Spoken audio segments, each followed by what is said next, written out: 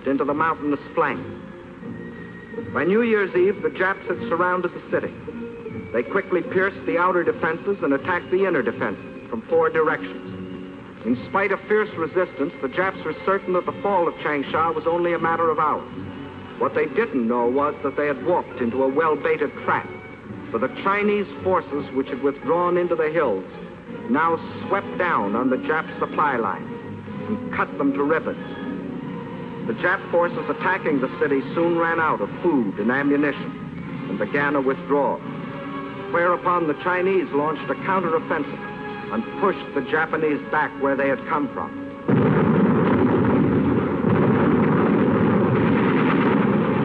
The Jap column was forced to run the gauntlet of continuous attack by the pursuing Chinese forces.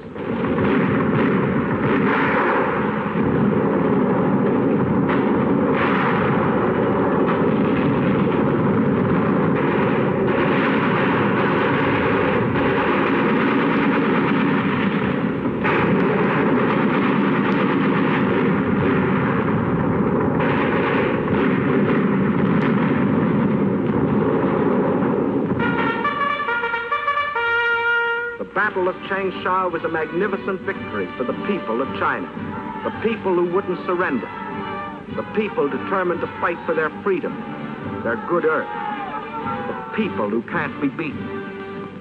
And as 1944 dawns, there is another and greater story being written.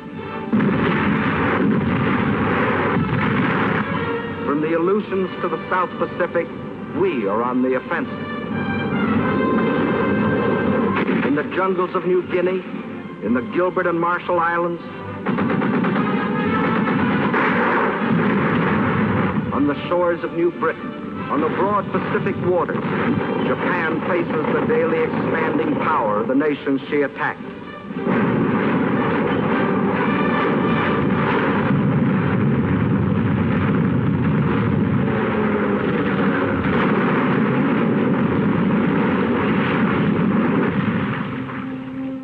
And in India, American, British, and Chinese forces are gathering strength under Lord Mountbatten for the liberation of China.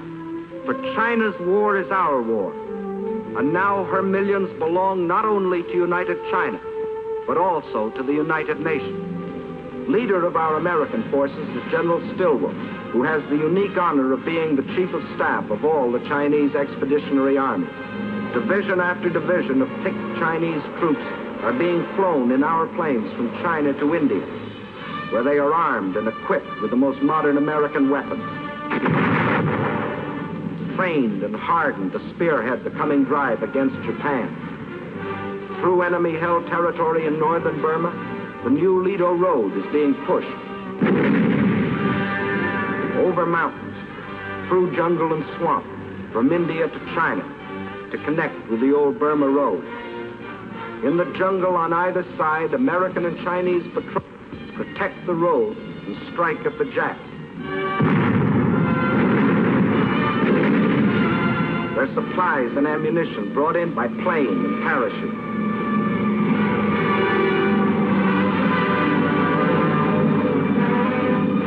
From fields in India, an Air Transport Command plane takes off every 6 minutes, loaded with artillery, jeeps, ammunition, men and supplies for the armies of China. Over this Burma skyway, over this hump of mountains 16,000 feet high, more tonnage is being flown into China than was ever trucked in over the old Burma Road. And in the skies over China, Japan faces new opposition.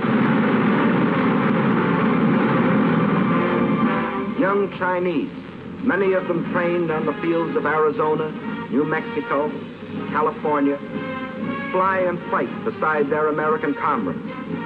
The fighters and bombers of the Chinese Air Force and those of General Chennault's 14th Air Force today fly far and wide over China, hitting enemy concentrations, smashing their sea lanes along the China coast.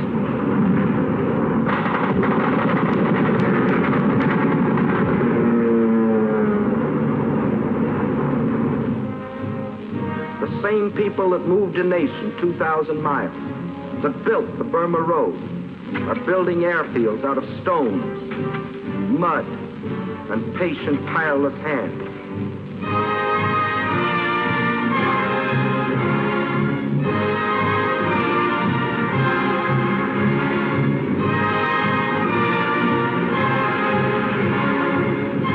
Today, though still cut off by land and sea from the rest of the world, Chinese armies and Chinese guerrillas still stand firm against the Jap war machine.